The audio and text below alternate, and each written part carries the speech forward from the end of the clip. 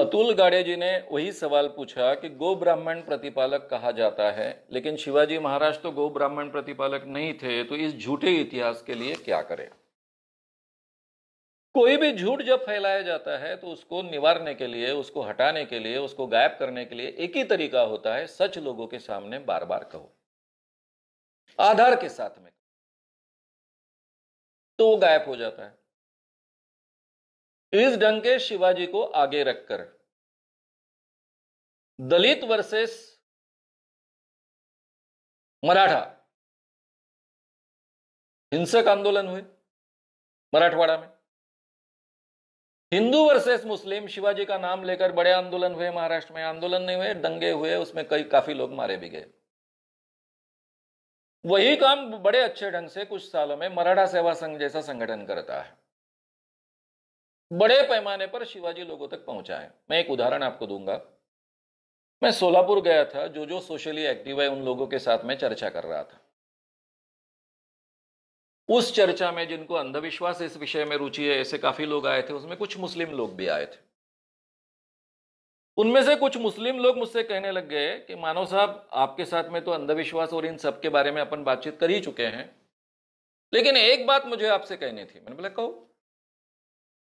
बोले आपके ध्यान में आया क्या कि सोलापुर में गए 10 सालों से हिंदू मुस्लिम दंगे नहीं हुए और हम सभी मुस्लिम लोग बहुत सुरक्षा महसूस करते हैं।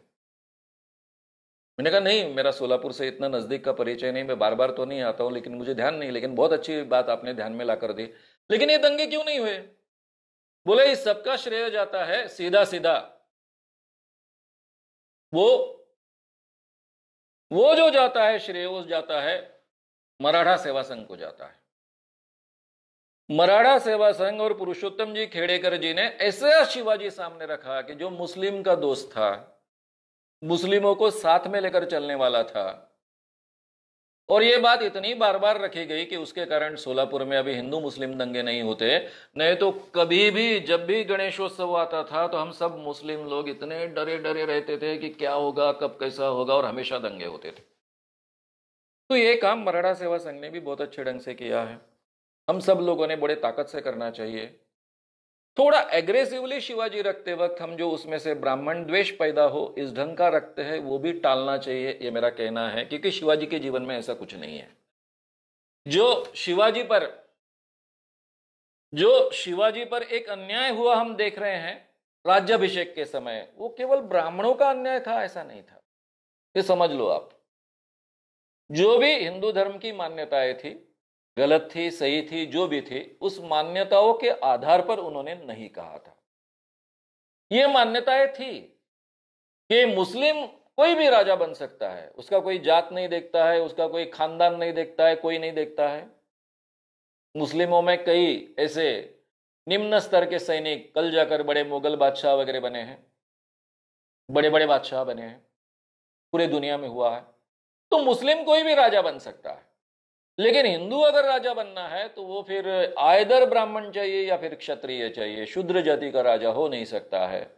इस मान्यता के आधार पर ये अन्याय उन पर हुआ है। लेकिन शिवाजी ने अपने जीवन में उस अन्याय को कभी भी ब्राह्मण विरोधी इस स्वरूप से नहीं लिया था, हमने भी नहीं लेना चाहिए।